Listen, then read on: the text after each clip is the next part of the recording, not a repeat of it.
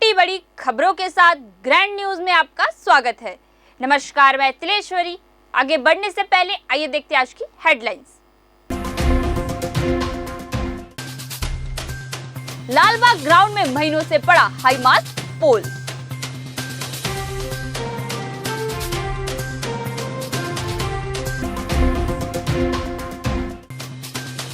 जगदलपुर शासकीय तकनीकी महाविद्यालय के विद्यार्थियों ने किया कुलपति का पुतला दहन।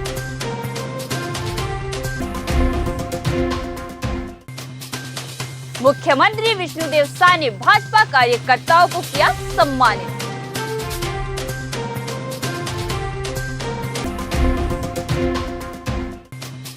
डॉक्टर श्यामा प्रसाद मुखर्जी वार्ड में अयोध्या में प्राण प्रतिष्ठा समारोह में शामिल होने को दिया निमंत्रण।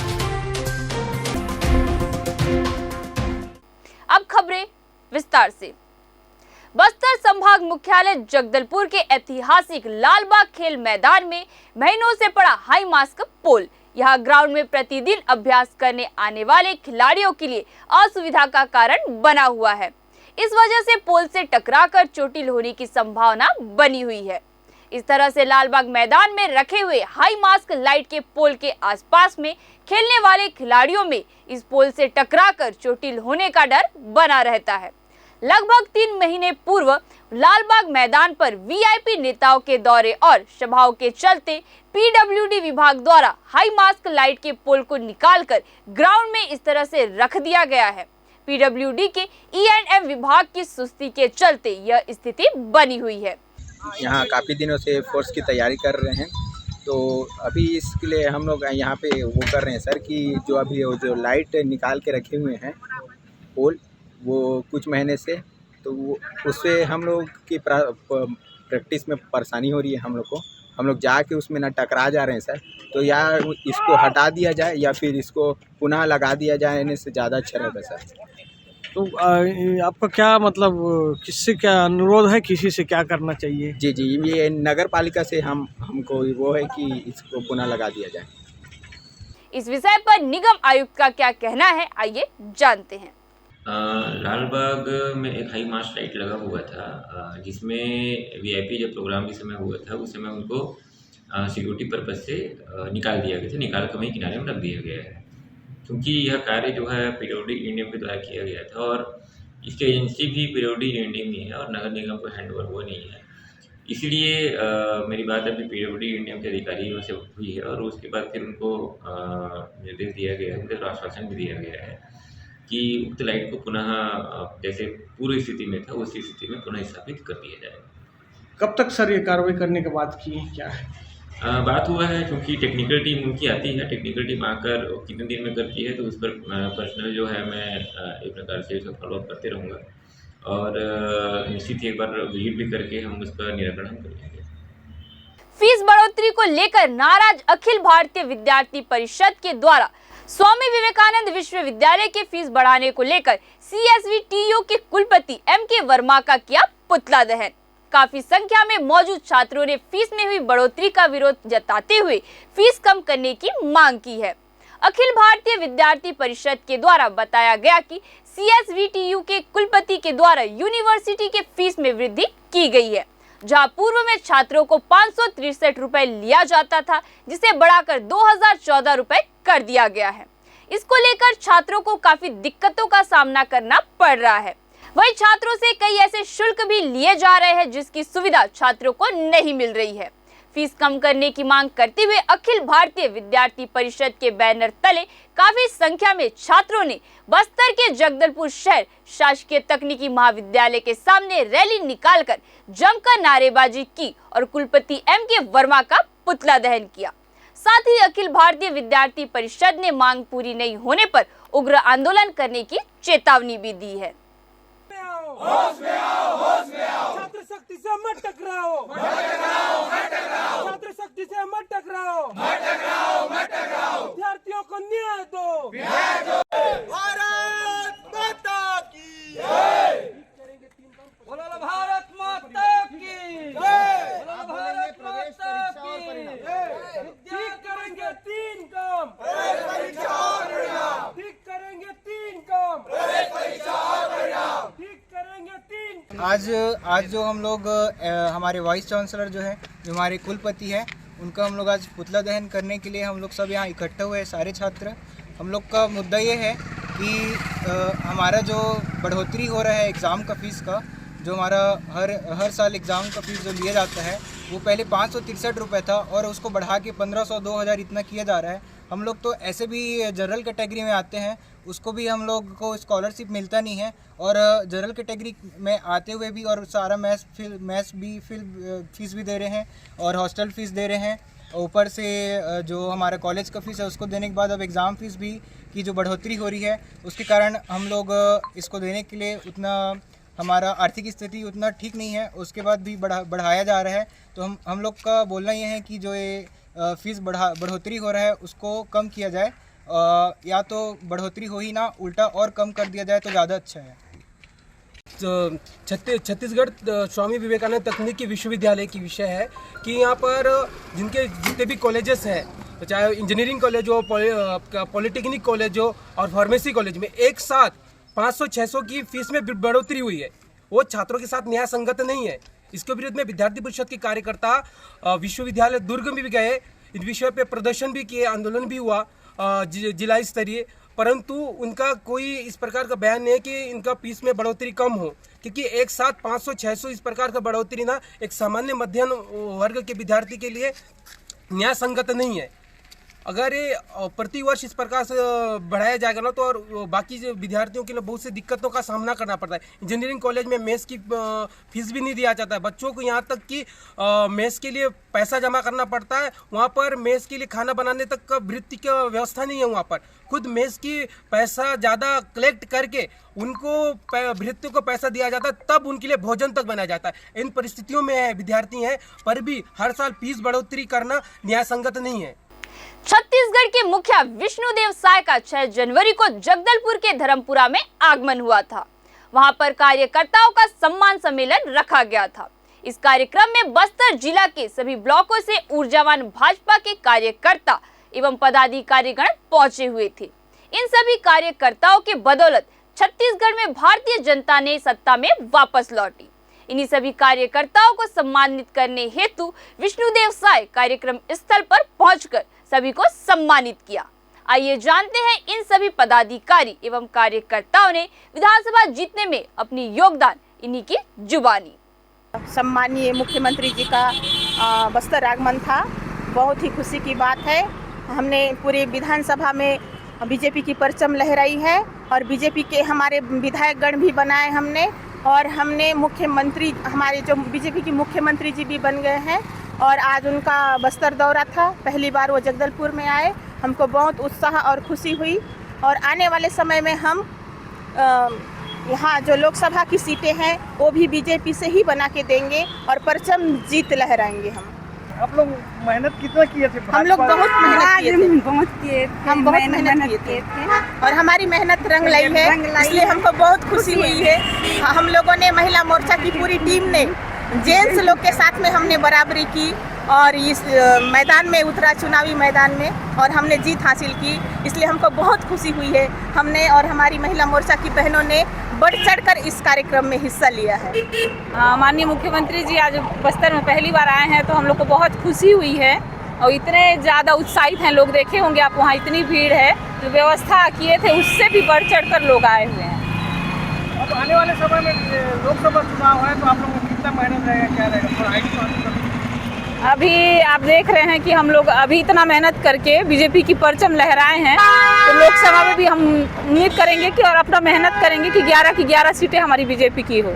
मुख्यमंत्री जी के प्रथम आगमन से ये कार्यकर्ताओं का उत्साह बता रहा था कि ये कार्यकर्ताओं की जीत है और आने वाले लोकसभा में भी छत्तीसगढ़ में पूरा 11 के 11 सीट भारतीय जनता पार्टी जीत रहा है। ये मोदी जी की पूरी गारंटी, पूरा धरातल में काम हो रहा है। जो भारतीय जनता पार्टी ने चुनाव के घोषणा पत्र में जो उन्होंने वादा किया था कि बोनस देंगे, वो 3 दिन के भीतर में उन्होंने घोषणा कर दिया और कुछ दिन में आने वाले समय में बाकी घोषणा भी पूरा होगा।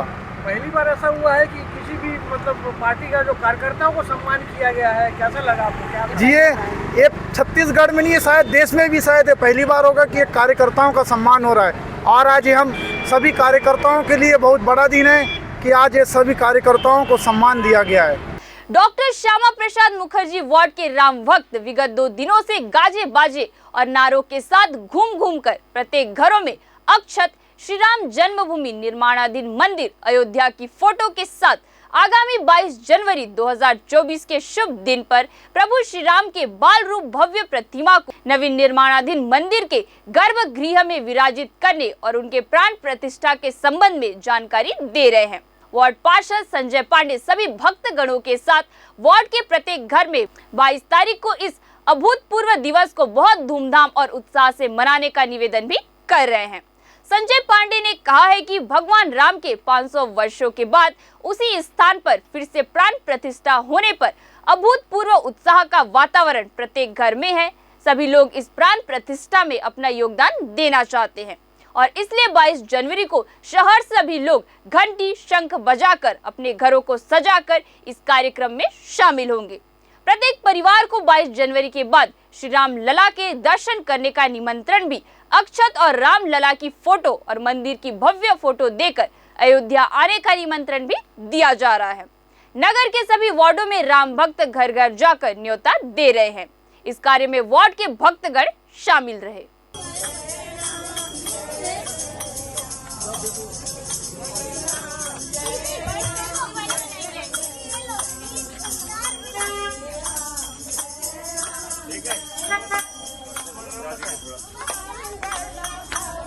यातायात पुलिस जगदलपुर परिवहन विभाग एसडीआरएफ एवं स्वास्थ्य विभाग के द्वारा संयुक्त रूप से स्कूल बसों का चेकिंग अभियान चलाया गया। इस दौरान सभी स्कूलों के लगभग 200 से अधिक बसों के दस्तावेजों का परीक्षण करने, वाहनों का तकनीकी मुलायजा करने समेत वाहनों में उपलब्ध आपातकालीन सुविधाएं, first aid box, fire extinguisher उपकरण, आपातकालीन एग्जिट, पैनिक बटन इत्यादि आवश्यक साधनों को बारीकी से निरीक्षण किया गया। साथ ही आपात स्थिति को दृष्टिगत रखते हुए फायर उपकरण का प्रशिक्षण दिया गया। इसके अलावा वाहन चालकों को स्वास्थ्य विभाग के स्वास्थ्य परीक्षण किया गया। पाए गए खामियों को वाहन चालकों को निर्धारित समय सीमा पर सुधार करने आवश्यक हिदायत भी दिया गया। इस दौरान आरटीओ ऋषभ नायडू, यातायात प्रभारी अभिजीत भदौरिया, आरटीओ निरीक्षक आबिद खान, आरटीओ अधीक्षक नरेश कुमार संकट, सहायक उप निरीक्षण प्रवीण जोशी के अलावा यातायात एसडीआरएफ तथा स्वास्थ्य विभाग के अन्य कर्मचारी उपस्थित रहे। कोंडागांव जिला के विद्युत विभाग की लापरवाही लगातार सामने आ रही है। ताजा मामला 3 जनवरी के देखने में आया था। दरअसल विभाग बिना प्रशिक्षण के मजदूरों को हाई टेंशन लाइट में मरम्मत और मेंटेनेंस के लिए चढ़ा देता है। इतना ही नहीं, मजदूरों की सुरक्षा बिंदुओं की भी कार्य के दौरान दरकिनार कर दिया जाता है। 3 जनवरी को हुआ हादसा इसी लापरवाही का नतीजा है। जानकारी अनुसार कोंडागांव सब स्टेशन में बिजली मेंटेनेंस का कार्य किए जाने के दौरान कोंडागांव में 34 वर्षीय बाईसराम नेताम और 30 वर्षीय युवराज यादव हाई टेंशन करंट के चपेट में आकर बुरी तरह से झुलस गए। बिजली की चपेट में आने से बाईसराम नेताम को गंभीर रूप से घायल होने के चलते रेफर कर दिया गया है। इधर उपचार के बाद घर में आराम कर रहे युवराज यादव ने कोंडागांव के जिला अस्पताल में बताया कि वो अपने कुछ साथियों के साथ कोंडागांव ग्रामीण सब स्टेशन के मेंटेनेंस कार्य के लिए बिजली के खंभे में चढ़े हुए थे। इस दौरान किसी भी मजदूर को कोई सुरक्षा उपकरण जैसे हेलमेट, ग्लव्स, जूता या जैकेट मुहैया नहीं दिया गया था। इस मामले पर विद्युत विभाग के ग्रामीण सहायक अभियंता मनीराम तारम ने इस बात की पुष्टि की है कि विद्युत मजदूर को किसी भी तरह का सुरक्षा उपकरण नहीं दिया गया था और न ही वे इस जोखिम भरे कार्य के लिए प्रशिक्षित है। हालांकि सहायक अभियंता मनीराम तारम ने यह भी बताया कि हाई टेंशन लाइट में मेंटेनेंस कार्य के दौरान मजदूरों के साथ विभाग के कर्मचारी भी मौजूद थे। पुलिस विभाग द्वारा आपराधिक तत्वों के विरुद्ध लगातार कार्रवाई किया जा रहा है। इसी तारतम्य में आम जगह पर धारदार चाकू लेकर लोगों को डराने धमकाने वाले आरोपी पर कार्रवाई करने में बस्तर पुलिस को सफलता मिली है। ज्ञात हो कि संजय मार्केट में एक व्यक्ति के द्वारा धारदार चाकू लेकर आने जाने वाले आम लोगों को डराने धमकाने की जानकारी मिली थी, जिस पर कार्रवाई करने हेतु टीम गठित कर रवाना किया गया, जिस पर पुलिस टीम के द्वारा संजय मार्केट चौक में पहुंचकर संदिग्ध व्यक्ति की पहचान कर घेराबंदी कर पकड़ा गया, जिससे पूछताछ पर अपना नाम हेमराज नाग निवासी जगदलपुर का होना बताया, जिसके कब्जे से एक धारदार चाकू बरामद कर जब्त किया गया। आरोपी का कृत्य धारा 25-27 आर्म्स एक्ट का अपराध घटित करना पाए जाने से विधिवत गिरफ्तारी के बाद न्यायिक रिमांड पर भेजा गया।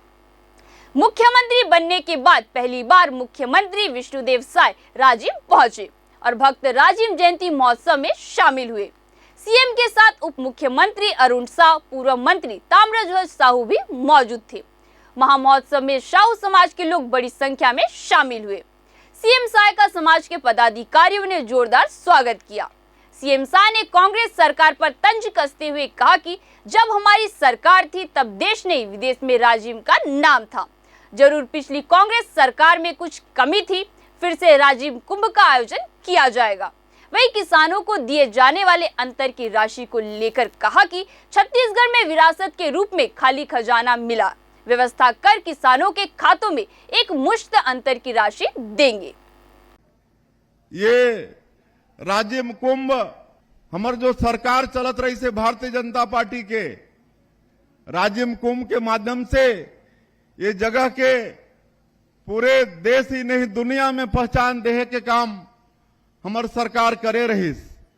पिछले समय में जरूर उनमें कुछ कमी हुई से, लेकिन मैं फिर मुख्यमंत्री के नाते आश्वस्त करना चाहता हूं कि फिर से यहाँ के वैभव लौटी, राजिम कुंभ के फिर से ख्याति हुई और दुनिया भर के साधु संत फिर से यहाँ पर आई।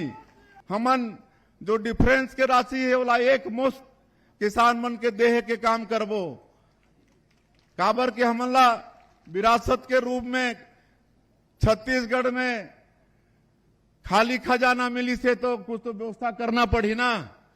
तो व्यवस्था करके एक मुश्त मन जो अंतर के राशि है किसान मन के खाता में देबो और मोदी की गारंटी में जो भी हमार पार्टी के छत्तीसगढ़ के जनता से वादा है वो सब वादा ला पूरा करबो।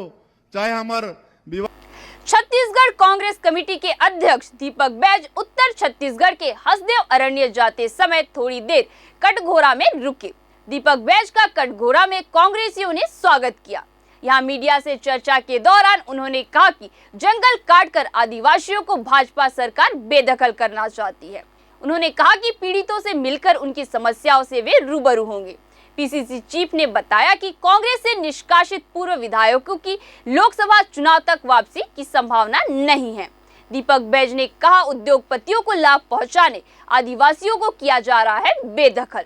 भाजपा सिर्फ राम के सहारे फिर से सत्ता प्राप्त करना चाहती है।